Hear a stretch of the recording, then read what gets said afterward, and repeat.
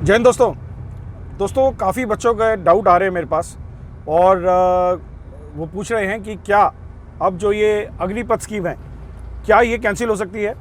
जैसे कि आप जानते हैं कि काफ़ी जो है रिट पिटिशन कोर्ट में लग रही हैं और मेरी जानकारी अनुसार 3 से 4 हो सकती हैं ये। आई एम नॉट श्योर, लेकिन मैंने ये सुनने में आ रहा है कि 3 से 4 जगह से रिट पिटिशन लगी हैं। तो देखिए दोस्तों, मैं आपको एक चीज़ बड़ी क्लियर कर देता हूँ।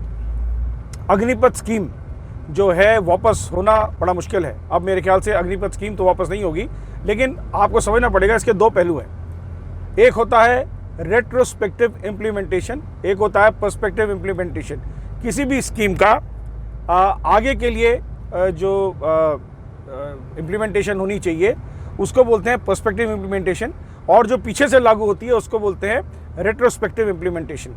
तो ये जो आपको समझना पड़ेगा, जो बच्चे जिनका एग्ज़ाम पेंडिंग था या जिनकी ज्वाइनिंग बाकी थी और उनके ऊपर ये चीज़ इंप्लीमेंट कर दी गई है, आधे से ज़्यादा प्रक्रिया कई लोगों की पूरी हो गई थी, उनके ऊपर जो ये स्कीम इंप्लीमेंट कर दी गई है ये आता है रेट्रोस्पेक्टिव इम्प्लीमेंटेशन की कैटेगरी में। और मैं आपको बता देता हूँ कि यहाँ पे जो है अगर वो कोर्ट में जाते हैं तो उनका एक स्ट्रॉन्ग केस बनता है। आप किसके फेवर में आएगा वो तो माननीय न्यायालय का जो है विषय रहेगा, एक्शन रहेगा, लेकिन जहाँ तक मुझे लगता है कि उनका फिर भी एक जो है स्ट्रॉन्ग केस बनता है।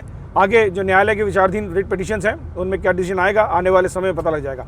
एक होता है पर्सपेक्टिव इम्प्लीमेंटेशन। देखिए दोस्तों, पर्सपेक्टिव इम्प्लीमेंटेशन में आप कुछ नहीं कर सकते।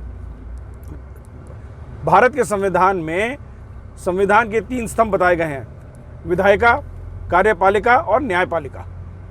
पत्रकारिता को बोलते हैं चौथा स्तंभ, लेकिन वो सिर्फ बोलने के लिए है, संविधान में इसका वर्णन है नहीं।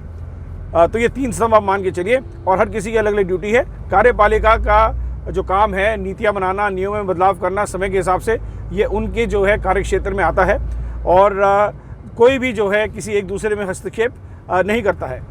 बहरहाल मुझे लगता है कि ये कार्यपालिका के अधिकार क्षेत्र में आता है और आगे के लिए पॉलिसी बनाना। तो पर्सपेक्टिव प्लानिंग यानी कि आगे की भर्तियों के लिए तो अग्निपथ स्कीम तय है कि वो लागू होगी और वापस होने का इसमें कोई स्कोप नहीं है। ये कार्यपालिका का पूरा अधिकार क्षेत्र है।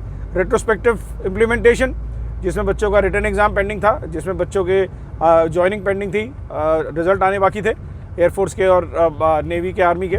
तो ये जो है आपको अब देखना पड़ेगा कि ये जो है एक न्यायालय के विचाराधीन विषय है और मुझे लगता है कि न्यायालय इसमें जो है सभी पहलुओं पर विचार करके अच्छी तरह और उसके बाद अपना डिसीजन देंगे।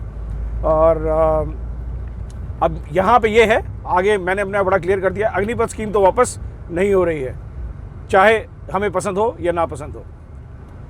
Thank you very much. जय हिंद।